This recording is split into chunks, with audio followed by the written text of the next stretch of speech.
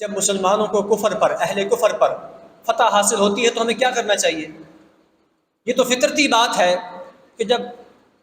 اہل کفر کے مقابلے میں مسلمانوں کو فتح حاصل ہوتی ہے تو پوری دنیا میں مسلمان خوشی مناتے ہیں۔ اللہ فرماتے ہیں قاتلوہم یعذبہم اللہ بأیدیکم ویخزہم وینصرکم علیہم ویشفی صدور قوم مؤمنین ویذہب غیظ قلوبہم ویتوب اللہ علی من یشاء واللہ علیم حکیم۔ اے مسلمانوں، ان سے لڑو، ان سے قتال کرو، اللہ تمہارے ہاتھوں کے ذریعے سے ان کو عذاب میں مبتلا کرے گا، اللہ تمہارے ذریعے سے ان کو عذاب دے گا اور تمہارے ذریعے سے ان کو رسوا کرے گا اور تمہارے جہاد کے ذریعے سے مسلمانوں کے دلوں کو ٹھنڈا کرے گا، مسلمانوں کے دلوں کو راحت ملے گی اور مسلمانوں کے دلوں میں جو غم و غصہ تھا وہ ختم ہو جائے گا۔ اور جب یہ مسلمانوں نے، پاکستانی افواج نے جب پچھلے ہفتے کے دن ہندوستان سے بدلہ لیا اور بڑا زبردست بدلہ لیا تو نہ صرف پاکستانی مسلمان خوش تھے بلکہ پاکستانی مسلمانوں کے ساتھ ساتھ پوری دنیا میں مسلمانوں نے خوشی منائی۔ ایک عرب اپنے فیس بک کے اوپر لکھتا ہے، وہ کہتا ہے کہ کتنی ہی مدتیں گزر گئی ہیں، کتنے ہی دہائیاں گزر گئی ہیں، ہم نے یہی منظر دیکھا ہے کہ اہل کفر نے ہمیشہ مسلمانوں کو خاک و خون میں نہلایا ہے۔ کبھی ہم نے افغانستان میں مسلمانوں کو رلتے ہوئے دیکھا، کبھی ہم نے عراق میں مسلمانوں کی خون کی ندیاں بہتے ہوئے دیکھا، کبھی ہم نے شام میں مسلمانوں کے گلے کٹتے ہوئے دیکھا، کبھی ہم نے فلسطین میں مسلمان بہنوں کی عزتوں کو لٹتے ہوئے دیکھا اور کبھی کشمیر میں مسلمانوں کو عقوبت خانوں کے اندر مار کھاتے ہوئے دیکھا۔ کہنے لگا بڑے عرصے بعد، بڑی دہائیوں کے بعد ہم نے یہ منظر دیکھا کہ پاکستانی افواج کے شیروں نے، پاکستانی افواج کے بہترین جوانوں نے، مجاہدین نے جب گائے کی پوجا کرنے والوں پر آگ کو برسایا، میزائلوں کو برسایا اور ان پر وار کیا تو وہ کہتا ہے کہ اللہ کی قسم ہے ہمارے دل ٹھنڈے ہو گئے،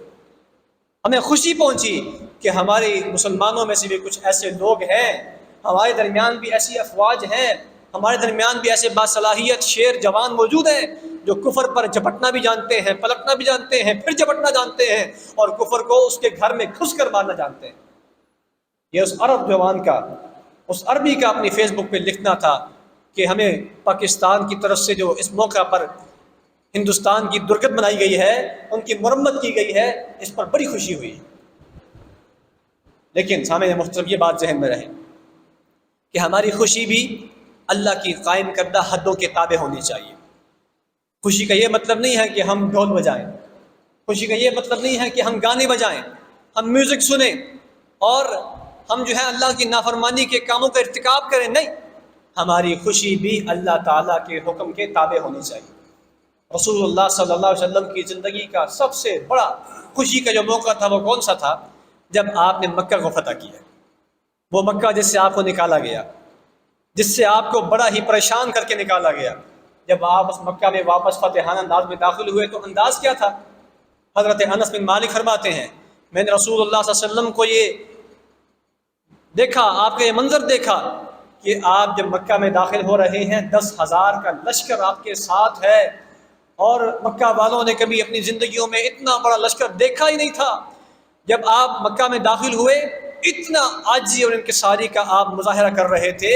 کہ آپ اپنے اونٹ کے اوپر جھکے ہوئے تھے اور آپ کی جو ٹھوڑی مبارک تھی وہ اونٹ کے پالان کے ساتھ لگ رہی تھی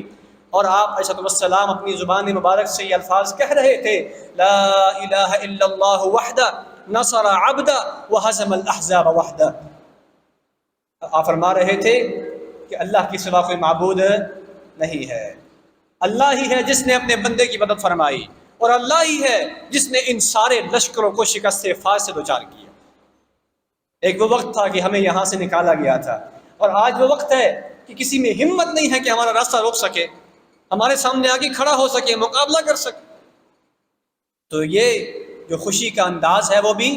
شریعت کے تابع ہونا چاہیے، سنت رسول کے مطابق ہونا چاہیے۔ اور رسول اللہ صلی اللہ علیہ وسلم پھر مکہ میں تشریف لے گئے، بیت اللہ میں تشریف لے گئے، وہاں جا کے آپ نے 2 رکعت نماز پڑھی، اس کے بعد پھر آپ ام ہانی کے گھر تشریف لے گئے، وہاں جا کے آپ نے 8 رکعت شکرانے کے نوافل ادا کی۔ تو خوشی کا انداز یہ ہونا چاہیے، یہ نہیں ہے کہ ہم خوشی میں آ کے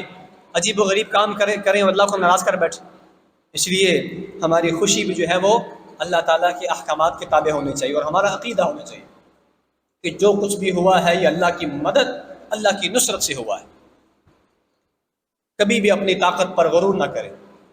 کبھی بھی اپنی افواج کی کثرت پر غرور نہ کریں، فخر نہ کریں۔ کیوں؟ کیونکہ مسلمان کا بھروسہ ساری تیاری کرنے کے بعد بھی اللہ پر ہوتا ہے۔ وَمَن نَّصْرُ إِلَّا مِنْ عِنْدِ اللَّهِ، فرمایا کہ مدد تو اللہ کی طرف سے آتی ہے۔ فَلَمْ تَقْتُلُوهُمْ وَلَكِنَّ اللَّهَ قَتَلَهُمْ وَمَا رَمَيْتَ إِذْ رَمَيْتَ وَلَكِنَّ اللَّهَ رَمَى، فرمایا کہ اے مسلمانوں تم نے انہیں قتل نہیں کیا، اللہ نے انہیں قتل کیا ہے۔ اے مسلمانوں تم نے تیر نہیں چلائے، اللہ نے تیر چلائے ہیں۔ وہ اللہ ہی ہے جو تمہارے نشانوں کو خطا نہیں ہونے دیتا، بلکہ ٹھیک ٹھیک جا کے جگہ پہ لگتے ہیں، ٹھیک ٹھیک جا کے بالکل جگہ پہ وار ہوتا ہے۔ اس لیے سامعین محترم، اللہ تعالیٰ کا شکر ادا کرنے کی ضرورت ہے، اللہ تعالیٰ کا شکر ادا کرنے کی ضرورت ہے، اس کی حمد کو بیان کرنے کی ضرورت ہے۔ اللہ تعالیٰ سے دعا ہے کہ اللہ تعالیٰ ہمارے ملک کی حفاظت فرمائے، اللہ ہماری افواج کی حفاظت فرمائے۔ جن لوگوں نے اس مارکے کے اندر، اس جنگ کے اندر اپنی جانوں کے نذرانے پیش کیے ہیں، اللہ تعالیٰ ان کی شہادتیں قبول فرمائے، اللہ تعالیٰ ان کی اگلی منزلیں آسان فرمائے، جنت الفردوس میں ان کو اعلیٰ مقام عطا فرمائے۔ اللہ ملک پاکستان کی عزت میں، ان کے مقام میں، اس کے مرتبے میں اور اضافہ فرمائے۔ اقوام عالم میں ہماری جو عزت بنی ہے اللہ اس کو قائم رکھے اور اس پہ مزید اللہ برکت پیدا فرما دے۔ اللہ تعالیٰ ہماری حفاظت فرما دے۔